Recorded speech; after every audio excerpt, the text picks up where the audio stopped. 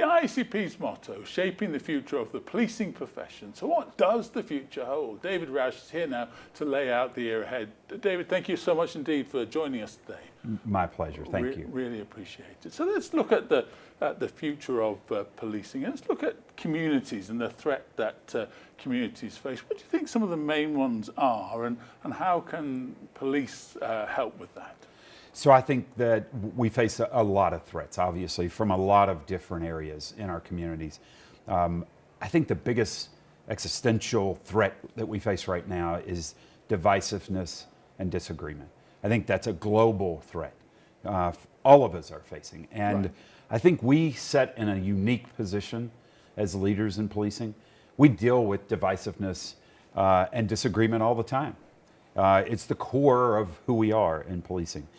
And we have this unique leadership ability to come in and provide calm and to come in and provide answers. And I think that's the opportunity that exists for us globally in policing today, is for police leaders to step into this position where there seems to be a void right now.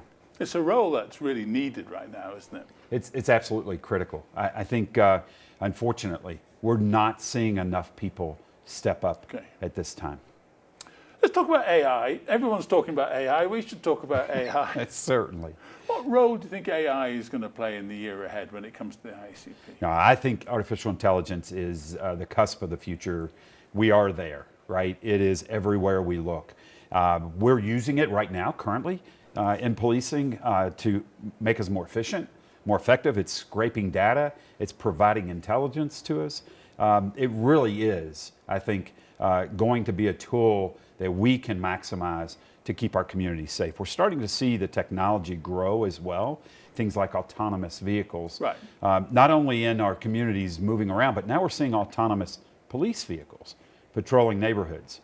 I think that's where we're seeing the future with AI is going to help us, frankly, with some of the challenges we've had on the other side with police shortages. Right. Is now having the autonomous patrol out there taking control of our neighborhoods, seeking out and hunting for the problems, and then we can respond and reply in that aspect.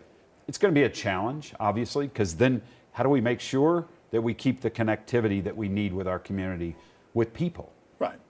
And there's an issue as well with transparency and trust, right, when it comes to technology like AI. Very much so, right? We know that trust is critical, and our transparent approach is critical. We've got to make sure that all of this stays within the parameters, the guardrails, if you will, of civil rights and civil liberties. And so I think that also is a challenge for leadership to assure our communities that we're considering all of that as we deploy these new technologies. Let's keep on that theme just for a second, building trust with communities. That's an evergreen theme, isn't it, within policing? And so how important is that with the year ahead?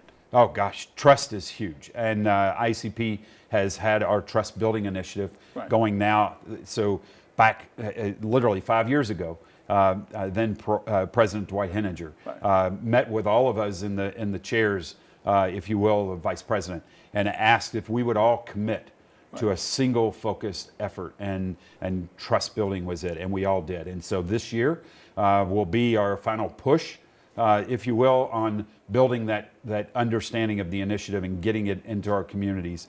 We'll start to morph that a bit and start looking at culture as well, which I think is hand in hand with trust. My final question is, there's nothing more important, is there, than officer wellness and safety? And I'm sure that's going to be so for the next year as well. Yeah, so officer safety and wellness is an area that we're doing better at, but we're not quite there. I think that where we can improve is if we approach officer safety and wellness like C-suite executives, like pro football or pro athletes, right? They see it as the edge. They see it as the opportunity to be the best they can be.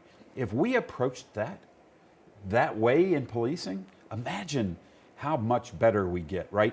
If we look at it not as a fault, but as a tool, as the ability to make us stronger, better, faster, police our communities better, because we have strong, well officers on the street.